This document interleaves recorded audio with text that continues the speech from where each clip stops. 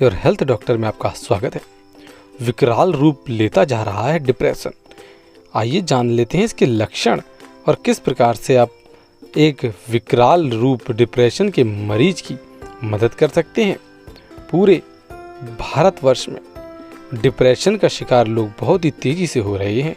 वैसे लॉकडाउन के चलते बहुत से लोग घर में अकेले फंस चुके हैं जो कि डिप्रेशन का शिकार होते जा रहे हैं। इसी के लिए आज हम आपके लिए ऐसी वीडियो लेकर आए हैं जिसमें आप जानेंगे डिप्रेशन आखिर व्यक्ति को किस तरह से धीरे धीरे उसको समाप्त कर देता है, इसके लक्षण क्या है और व्यक्ति उसकी मदद किस प्रकार से कर सकता है। हाल ही में आपने देखा कि डिप्रेशन को लेकर सुशांत सिंह राजपूत ने फांसी लगा ली। ऐसे ही बहुत सारे लोग हैं जो कि डिप्रेशन से अपने आप को मार लेते हैं, आत्महत्या कर लेते हैं। उनको कई तरह का डिप्रेशन होता है। आज हम इसी के बारे में बात करेंगे। डिप्रेशन की समस्या काफ़ी आम हो चुकी है। पहले भी दीपिका पादुकोण, अनुष्का शर्मा, शाहरुख खान, करण जौहर और ऋतिक रोशन जैसे कई सेलिब्रिटी खुलासा कर चुके हैं कि वे डिप्रेशन से पीड़ित थे। माना जाता है कि 5 में से 1 वयस्क डिप्रेशन का शिकार होता है। वैसे डिप्रेशन सिर्फ बड़ों को ही नहीं बल्कि बच्चों को भी होने लगा है। इसलिए अगर कोई व्यक्ति डिप्रेशन में है तो तुरंत उसकी मदद करनी चाहिए। आज हम आपको डिप्रेशन के लक्षण, कारण और बचाव से लेकर उन तरीकों के बारे में बताएंगे जिनके जरिए डिप्रेशन से पीड़ित व्यक्ति की मदद कर सकते हैं आप। डिप्रेशन के क्या लक्षण होते हैं?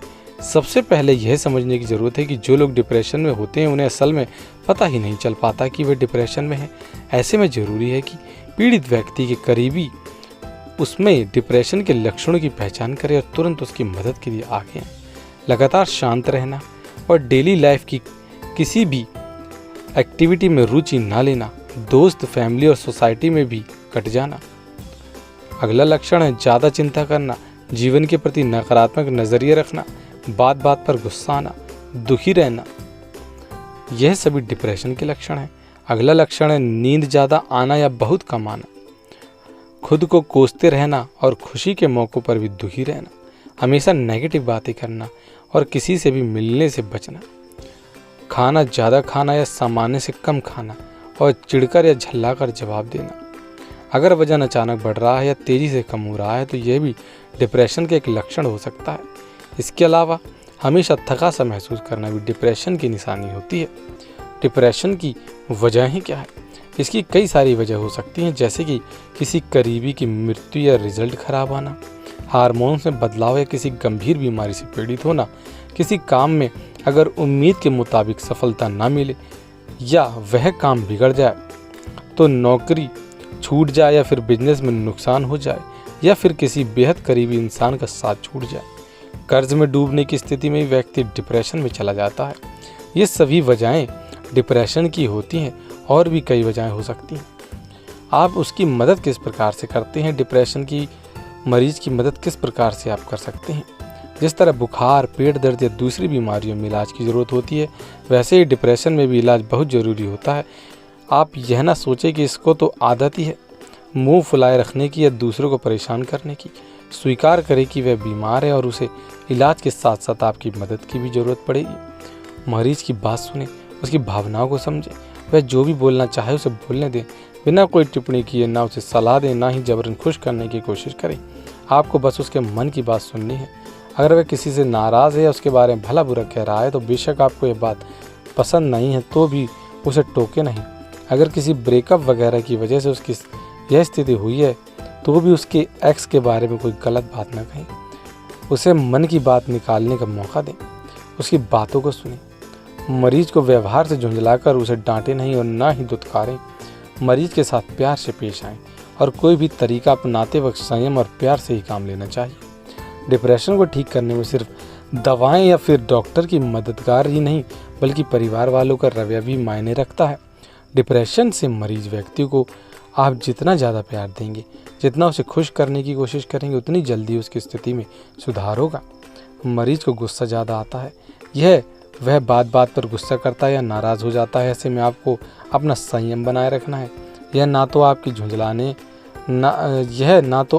कि आप झुंझलाने लगें, एक तो मैं इसका साथ दे रहा हूँ या मदद कर रहा हूँ और यह मुझसे ही नाराज़ हो रहा है। इस प्रकार से आप गुस्सा ना करें।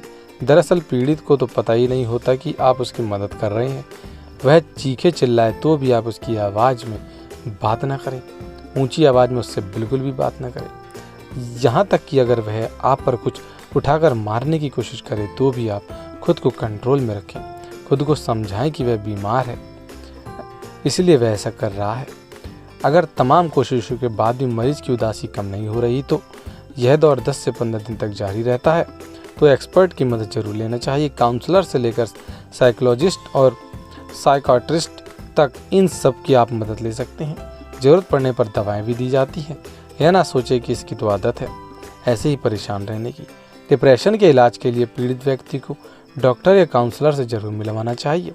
इसके अलावा उसे सोशल सर्कल में ले जाएं, लोगों के साथ घुलने मिलने का मौका दें और व्यक्ति उदासी के लक्षणों से बाहर निकलेगा।